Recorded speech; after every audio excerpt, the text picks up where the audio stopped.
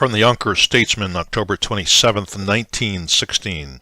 Headline: Trolley cars are still running. Service on South Broadway line slightly increased today. A fairly regular trolley service is being maintained on South Broadway today. At 7 o'clock this morning, 5 cars, under a 5-minute headway, pulled out of the barn at the foot of Main Street. After each car rode a motorcycle policeman, followed by an automobile filled with policemen in charge of a lieutenant. The mounted policemen were stationed at intervals along the South Broadway line in the same manner as yesterday when the first attempt to resume service was made.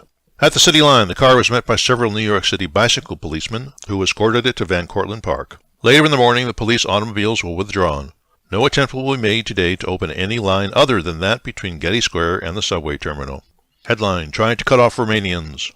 Field Marshal von Mackensen is making the most of his victory in Dobruja and is pressing the retreating Russo-Romanian army hard.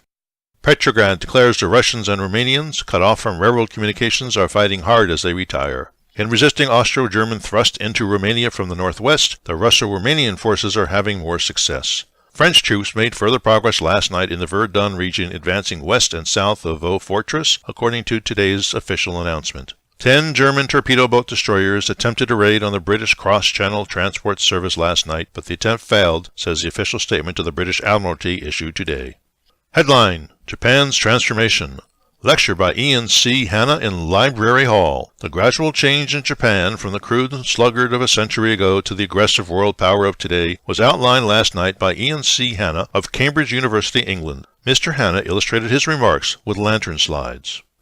Headline: To be an American President.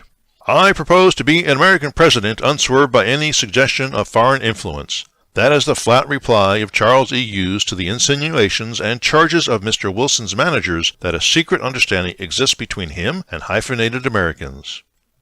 And that's the news from Yonkers 100 years ago today.